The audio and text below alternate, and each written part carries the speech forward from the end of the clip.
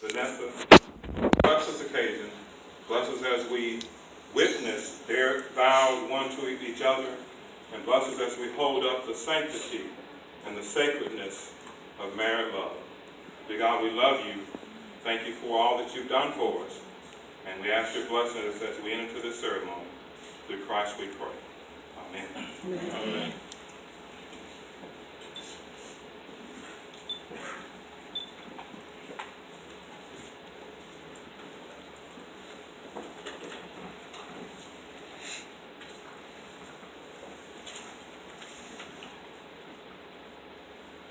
Kevin and Vanessa, I'm going to ask y'all to just try to rule out the audience and just focus on the words that I'll be sharing with you this afternoon. A very personal ceremony between the two of you and God as we gather together.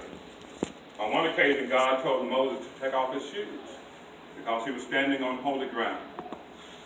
This afternoon, Kevin and Vanessa, you two are standing on holy ground. The ground upon this altar is holy because of the sacred vows that you two will be stating to one another in just a few minutes.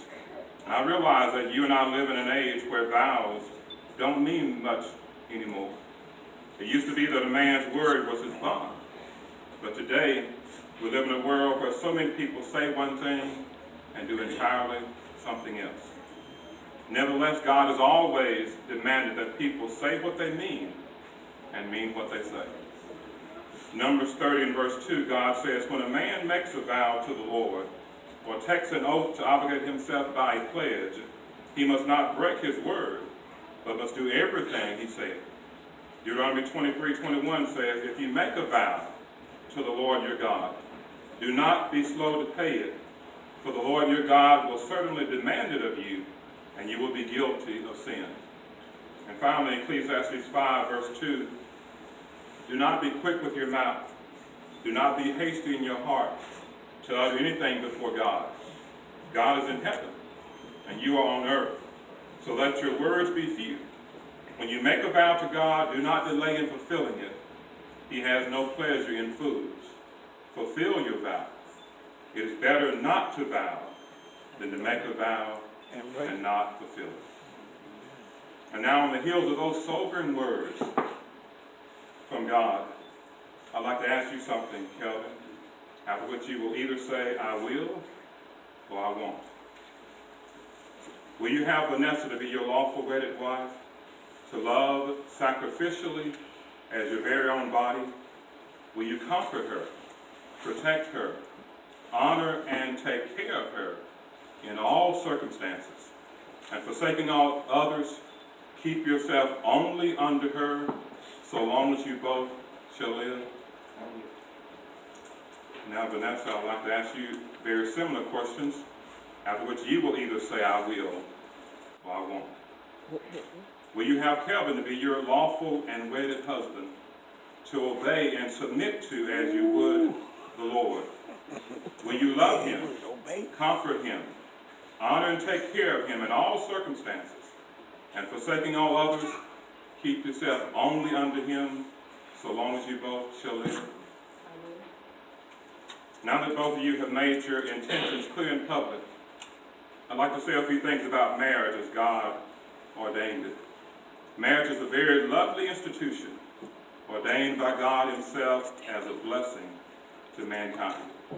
It was God who said of the first man, it is not good for man to be alone. Genesis 2:18. It was God who said, I will make a heifer suitable for him.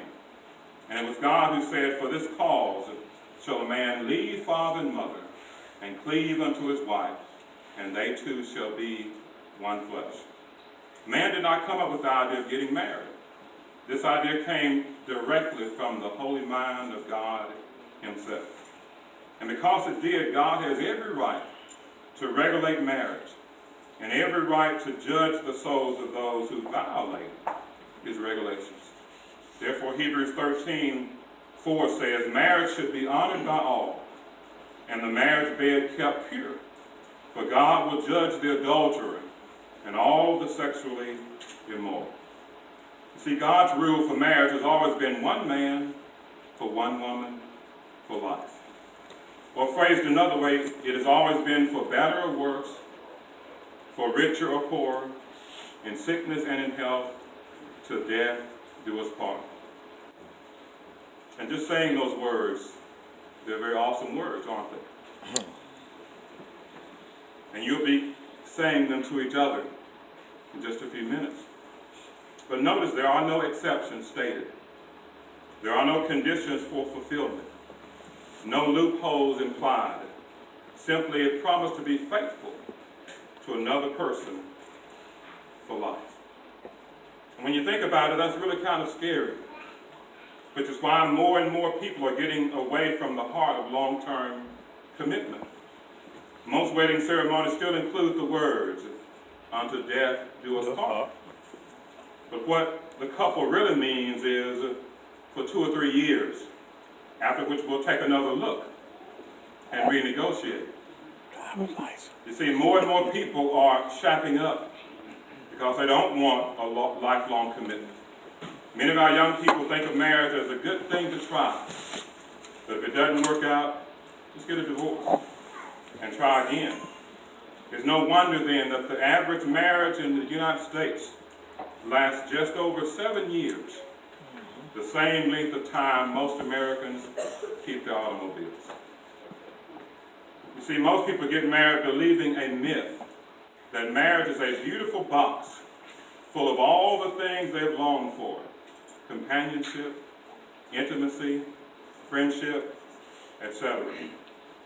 The truth is, though, that marriage at the start is an empty box. An empty box. Just imagine that. It's an empty box. You must put something in before you can take anything out. There is no love in marriage. Love is in people. And people put love in marriage. There's no romance in marriage. You have to infuse it into your marriage. As a couple, you must learn the art and the form and have the habit of giving, loving, serving, praising, and keeping the box full. If you take out more than you put in, the box will be empty. You see, marriage is a lifelong commitment. It is work. Sometimes you will do all the giving, and other times you will do all the taking. It isn't about keeping score, however, but about glorifying God, about honoring, loving, and caring for your spouse. Kevin and Vanessa, in just a few minutes, each of you will pronounce and seal your vows by the giving and receiving of rings. And though small in size, these rings are very large in significance. They're made of precious metal. They remind us that love is not cheap or common. Indeed, love may cost us dearly.